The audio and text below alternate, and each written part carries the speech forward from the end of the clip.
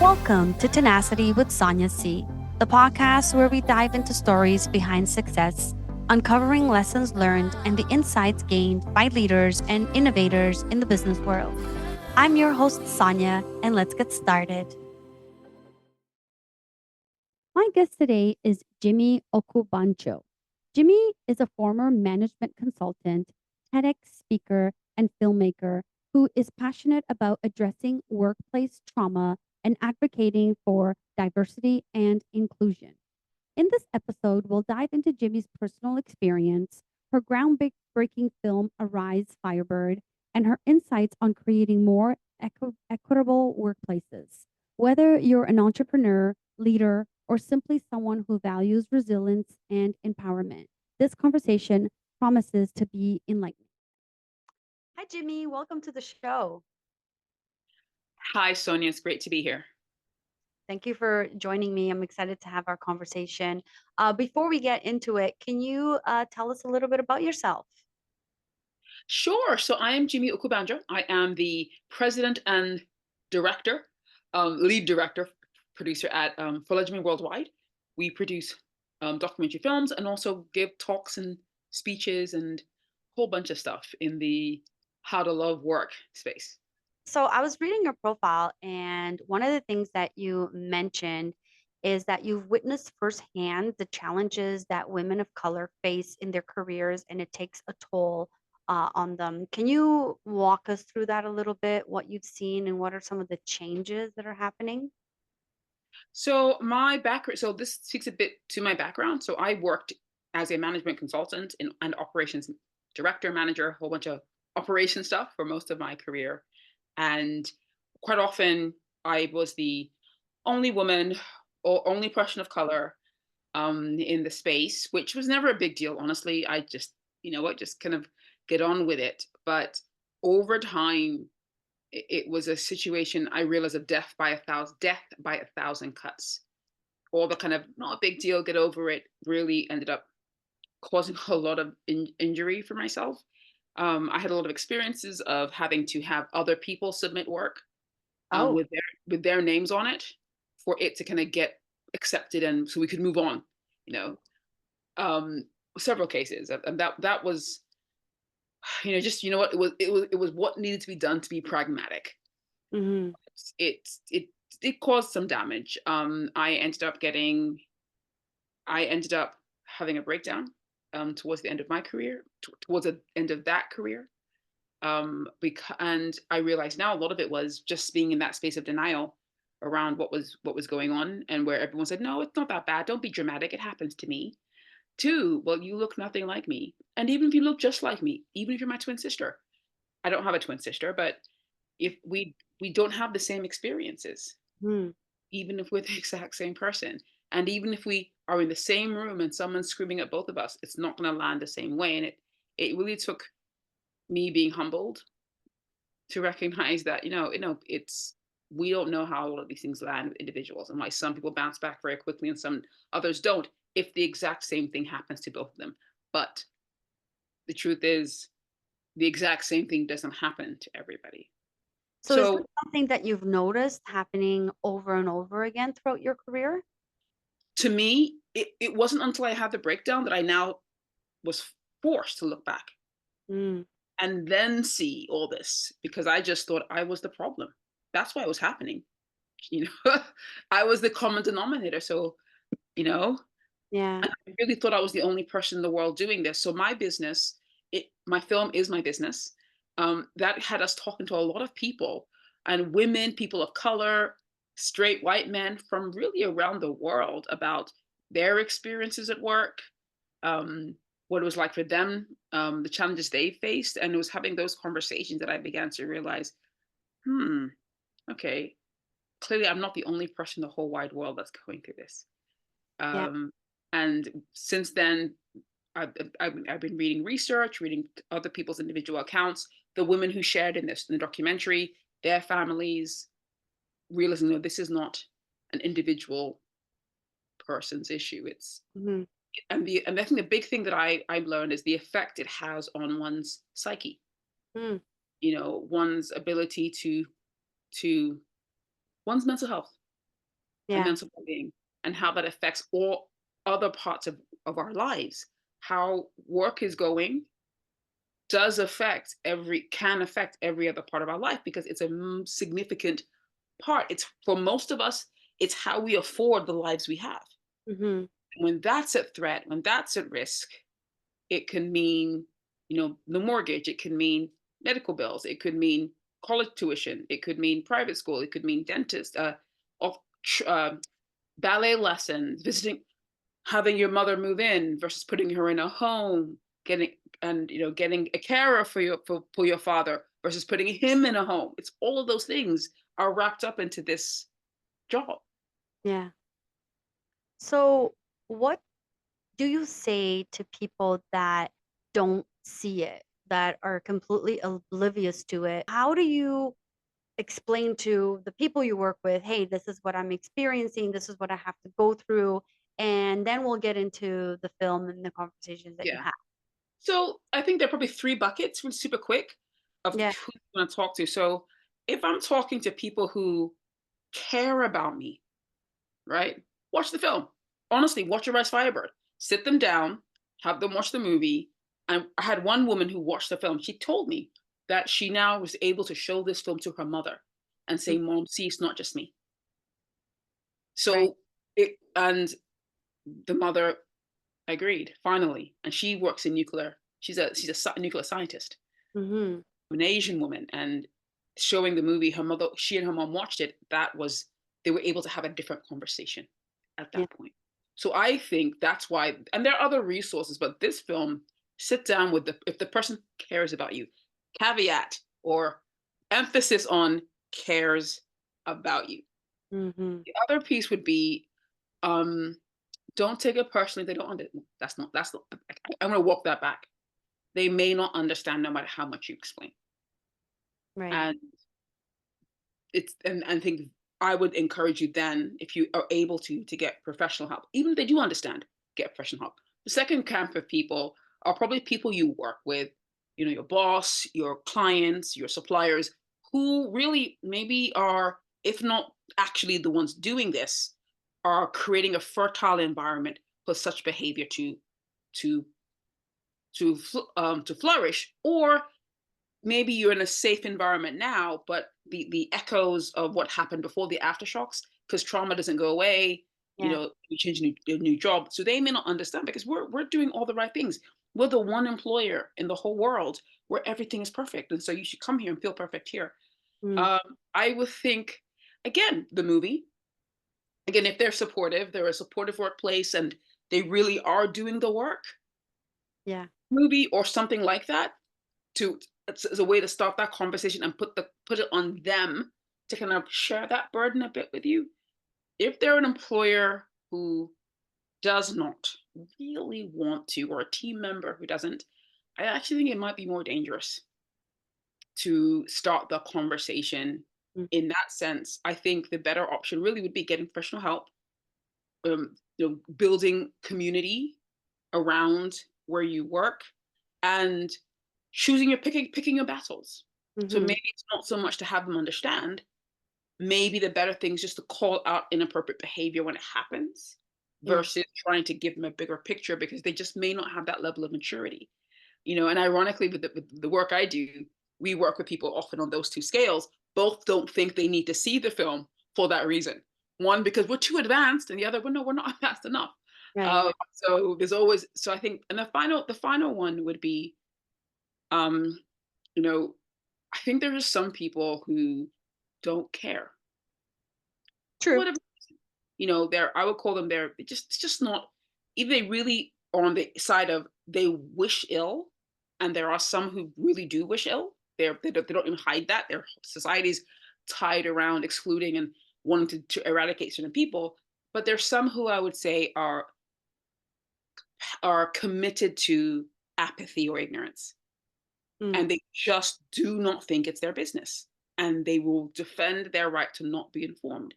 And I feel like in those spaces, it's really to, I would say, love them from afar. Hmm.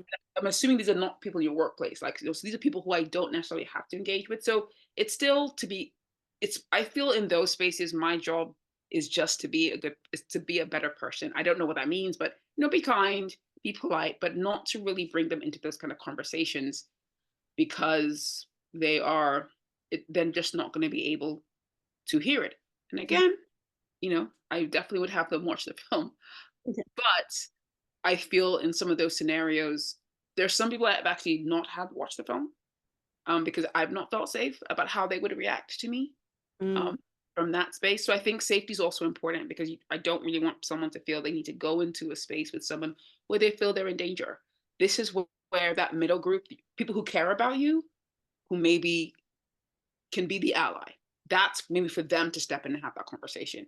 It's where the employers who are doing the work, it's for them to step in and have that kind of conversation so I don't have to go into the lion's den. So let's talk about, entrepreneurship and founders. So I'm going to give you a different scenario. So someone who is never ran a business before, doesn't know much about it, but is getting into entrepreneurship. They have an idea for a startup and they want to build out a team, but they want to build it out with the consciousness of I want to have diversity. What suggestions do you have for an entrepreneur or founder on how they can build those teams early on to be aware and conscious of all the things that happen so that they can sort of prevent and have a team or have a structure or a setup that will will help prevent a lot of those issues from coming up. That's a big question. Like, how do I you create? know. I'm just wondering if there's like little things that you I can can think of. definitely give some advice going forward. I mean, it's a big question. Yeah, One is being intentional from the start. right. Be really intentional about the kind of organization that you want to build Hmm. and what that means in terms of representation. And when I say representation, so I think there is this piece around, like quotas and like I want this number, that number. And I think I want to park that just for a second. Hmm. And I would say think about bias in how you even invite people. So if you're only going to bring people from a certain type of university, then you're building in a bias. Right. Because we know there are brilliant people who didn't get into that university, not because they weren't brilliant. There are incredible professors teaching in universities who are not in those universities, not because they're incredible. And so we actually reinforce this by continuing to pursue and pull candidates from those spaces that are built on um, the bias. So that it actually might mean going to look for candidates for developers or programmers from schools that you know you might as we say you might ignore something the nose gesture. I can't think what it is, but So they don't, you turn your don't nose at that. go to just MIT. You can also Yeah, go to, other. the white and black chocolate mug university. There we go. Okay. White WBC. There we go. It's the number one university in the whole world. I mean, it's like that is the place Nobel Prize winners go, Academy Award. That's the university. So the people who go there are the best, the best. So I want to recruit from the best, the best. That assertion is an assumption. So I would argue you're not picking from the best. You're going to where the system has said is the best, reinforced by the system, and you're picking the system's choice. Mm, Because the truth is, but my point is somebody could be at Omaha Community College, Omaha, not because they are not the smartest, but because their mother had a stroke and they can't go away to the white and black chocolate university. right.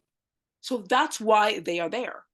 And they don't have the support, the assets to be able to get the care they want. They couldn't get the scholarships because they weren't allowed to. Another example.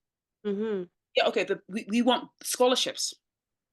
So yeah, but they could get a scholarship. Yeah, in some cases, you have to study full time to get certain kinds of scholarships. Some people can't afford to take time off work. to study and prepare for these scholarships. Because again, various reasons why they can't do that.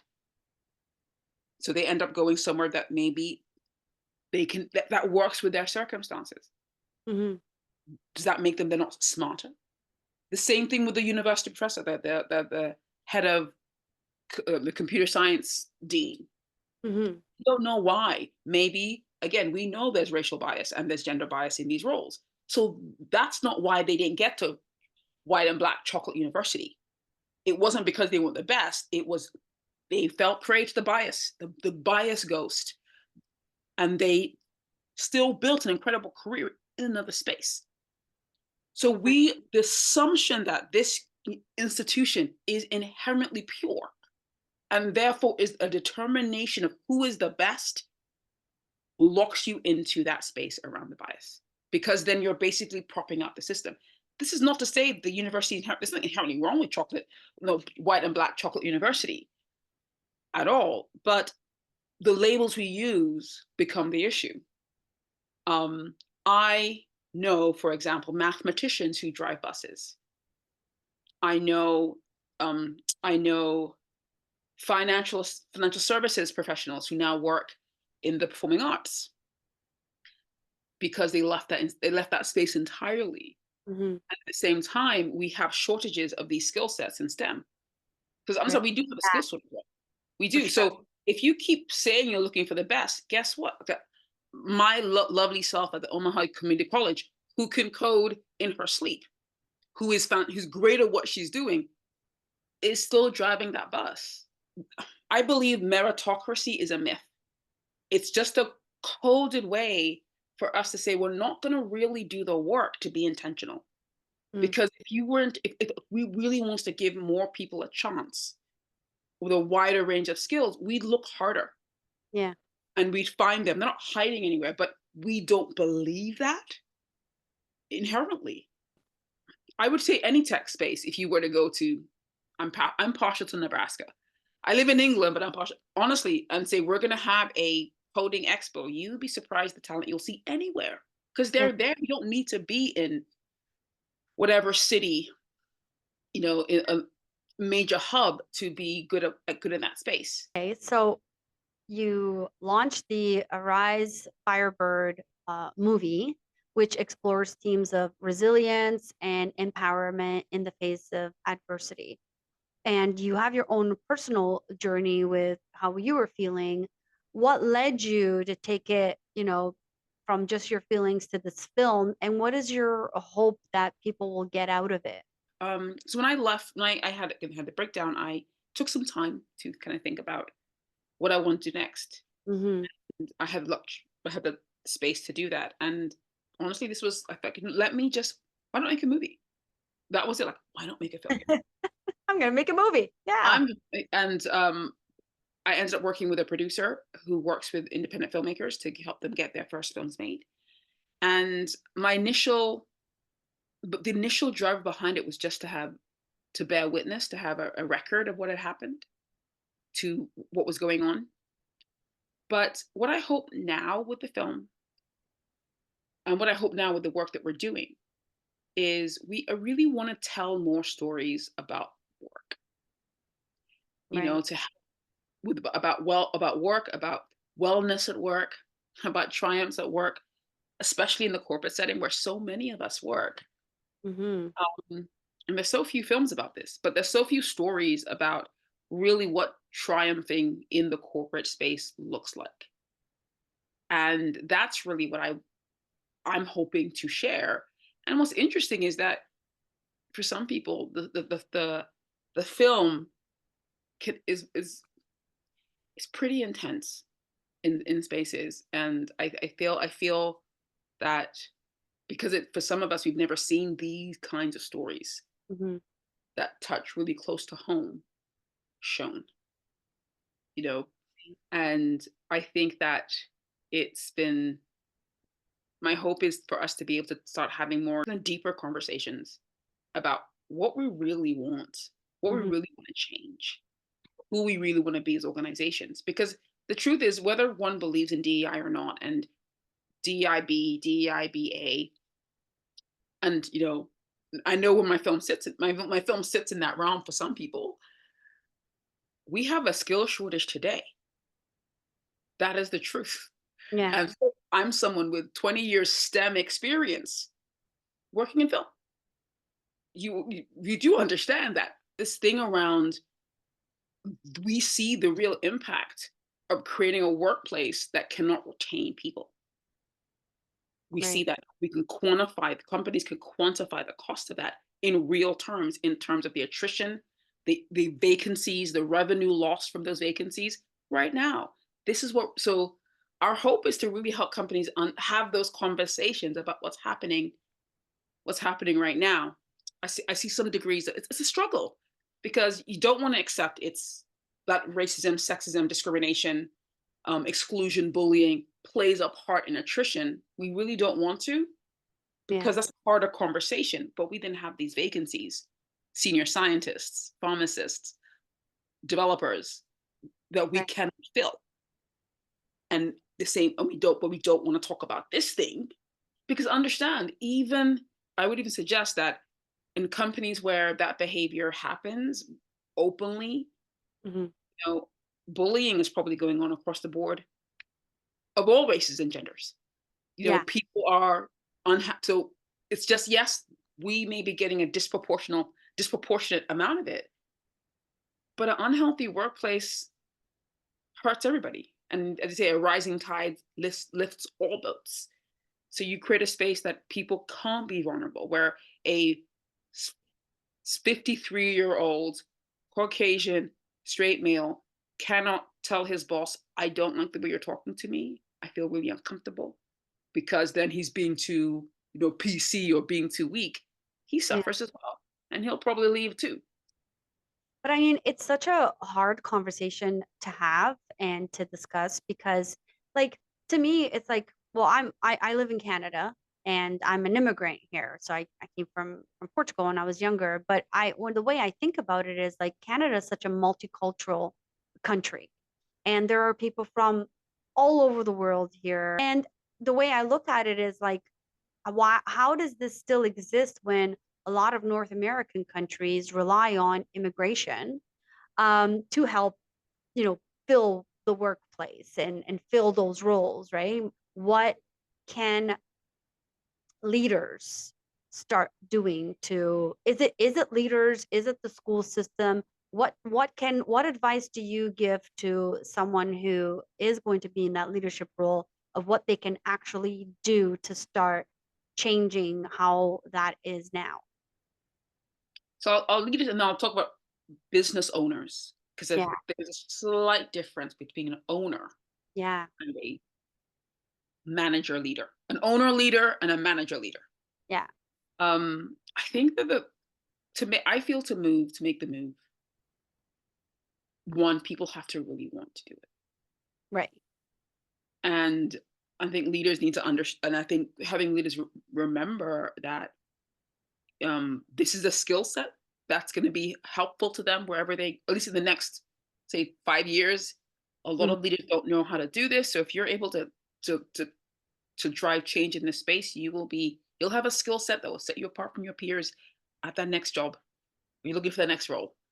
That may be what it requires for someone to care about that. So it's really understanding why this matters to them as an individual. But empathy building, if I had to come down with one thing, because it's more than one thing, but it's building, really taking the time to build your empathy, Okay, I like to that. exposing yourself. So I'll give an example. There was an issue that I had a lot of sympathy towards, but didn't know a lot about. So I actually began to watch a lot of films on this particular issue over a period of 2 years. Hmm. And that did shift my perception. Nothing fundamentally shifted in the sense of like, oh, they're human beings, but just being able to see more and more of those stories, Right. made it harder for me to ignore. And I remember being in a meeting one day in a charity that I'm a member of. And this particular issue came up, and the people who were affected were from that community. Right. And they had asked for certain things to be made, and they were kind of shut down. Oh, But I felt I I it wasn't difficult for me in that moment to know I am a you may not think that's excessive because they want it. I am not from that community. I think it's needed. I yeah. personally think, and I'm not going to let's move on this agenda Right. until we actually work on this. And so I was able to at least, cause a little bit of a scene, not in a disruptive way, but to really speak up to that. And in a space where I had some privilege, because I did have in that particular charity setting, I was somebody that had privilege Yeah. to then really kind of use my privilege for them to have the discussion and decide one way or another if they were going to support the space.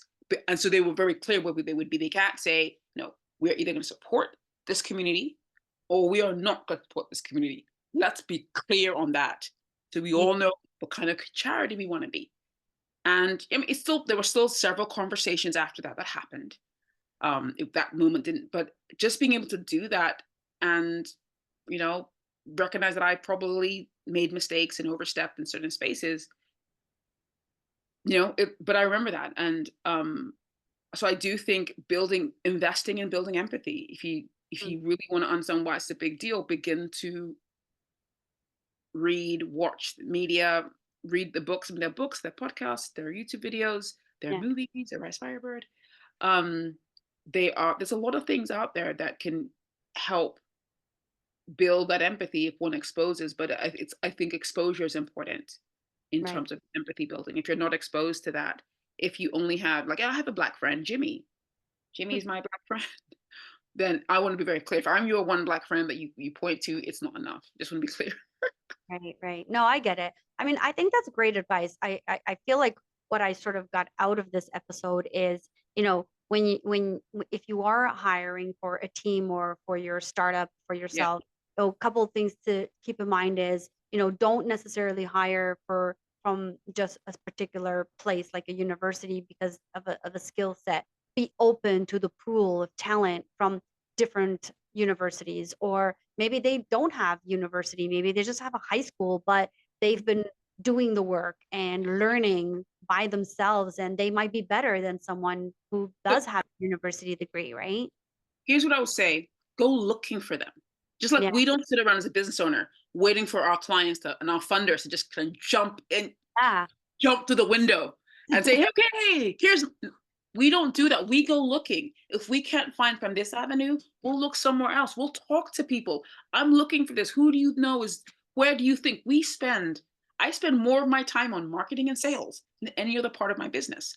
Yeah. I pursue that. But if my team are my lifeblood, right, they're the ones who are going to make this happen. I need to be as creative and innovative to get the range of talent and skill that I want. And the beauty is and here's the thing though, you get a nice gold vein of some choice candidates. You don't have to tell anybody. You can keep that to yourself. You can keep that to yourself. And you have this secret society of talented people building your business for you. Yeah. That end up being a competitive advantage because you're not going after who everybody else is going after. Yeah. You're not getting that group think. You're getting a population that probably has very different values that could be your edge as an entrepreneur. And I think as business owners, as owner leaders, we have a lot more control Yeah, I what agree. we want to do in our businesses. And so really, if you're looking at your team and they look just like you, it is a choice Yeah. that you have made as the owner operator, unless perhaps you require people who actually are in space. Like they literally are in space right now. I can understand why the pool may be limited because Yeah. who's in space at this minute? But for a lot of us, it is a choice, and we have to also accept that. We Yeah. can't be the victim in the sense like, well, I don't know what to do. Like it's the one part I find so crazy for leaders is like this is an area where we seem to have learned helplessness. Mm. But in the corporate world, we're told not to accept that. We're told not to come with problems, come with solutions. I mean, you have startups who are trying to get people to Mars. You're saying you can't go to Omaha Community College, Yeah. right? You can't go to the high schools. You can't set up a feeder program with high schools or in your state that are driving tech. You can't just walk over to the guidance counselor and ask them questions. We Yeah. can't, but for me, it's just clear, like, this is probably not the same level of issue that you are actually trying to sort. And I honestly, if I was an investor, this would be a red flag for me, Mm, because this is showing a limit in terms of their ability to problem solve. It's a problem to be solved, yeah. but for some reason, like, I just can't figure it out. Like, really, I mean, so I would take it as a challenge in terms of problem solving. It's going to build your muscle. Mhm. If you're going to bring in recruitment people, if they're really good, if they're worth the 10%, 15% per head that they charge, this shouldn't be an issue for them. Yeah. But a lot of them aren't going to do that unless you, as the leader who Yeah. hired them, say, this is important for me, because they're going to give you what you want. One thing I did very early on, and it sort of happened by an accident.